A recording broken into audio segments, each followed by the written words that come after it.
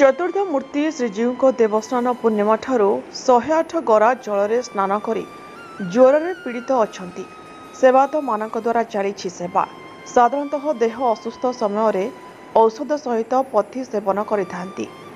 सेही नीति श्रीजीव को फुलुरी तेल ठारू आरंभ कर विभिन्न प्रकार चेरमूली सेवन करा जाउथुवा बेले तांको पथि पई श्रीजीव मामू घर कटक जिला नियाली ब्लॉक रो माधवानंद जीव पीठरू अणसर भार जाइछि। एकादशी फल भोग होता है, तेणु ठाकुर देह असुस्थ सांग को आज एकादशी एक अपूर्व मिलन। एही तिथि माधवानंद जीव मंदिर ट्रस्ट और अंचल श्रद्धालु मान पक्षरु राज्य बाहरु एवं राज्यर विभिन्न प्रांतरू फल मूली संग्रह करा जाय श्रीजीव उद्देश्य पठा जाइछि।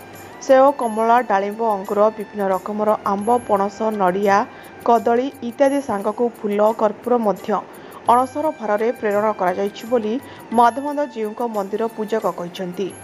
आज सकाळु सकाळु मंदिर परिसर में एक बड़ान्न एवं आध्यात्मिक परिवेश मध्य झांझ खोल और मृदुंग बजाई अणसर भार पुरी अभिमुखे यात्रा करिछि।